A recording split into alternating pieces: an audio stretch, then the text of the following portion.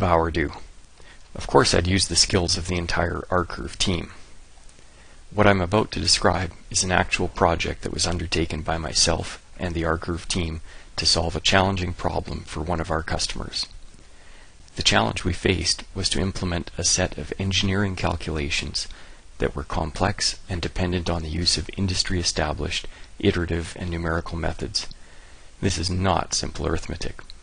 The calculations were developed and refined over a number of decades by an industry standards body and in hard copy form fill several binders.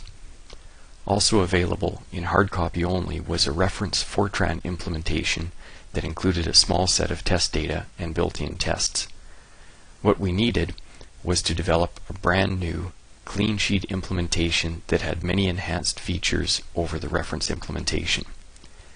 Most importantly, the new implementation must be verified against industry-published test data and be thread-safe to support high-performance and multi-user scenarios.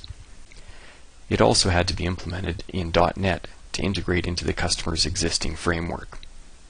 So, how did we solve this problem?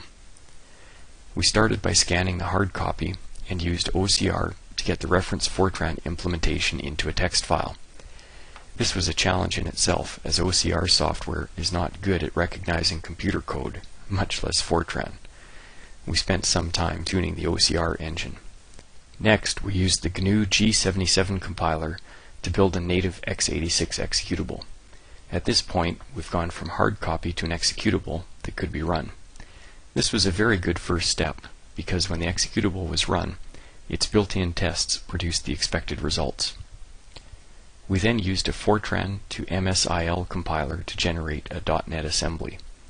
We were able to run that assembly on the CLR and verify that not only did the built-in tests run, but they produced exactly the same results as the native executable. This was a huge milestone because it proved that the CLR was capable of hosting the calculations with the data types, rounding mechanisms, and precision required to perform the calculations. Next, from the specification, we extracted out the test cases and built an all-new N-unit test harness that could run against the Fortran compiled .NET assembly. Running the test harness against the .NET assembly allowed us to apply modern code quality tools such as code coverage against the original Fortran implementation. We discovered that the code coverage was not complete, so we collected additional industry-published test data and augmented the test cases until the underlying numerical algorithms were adequately tested.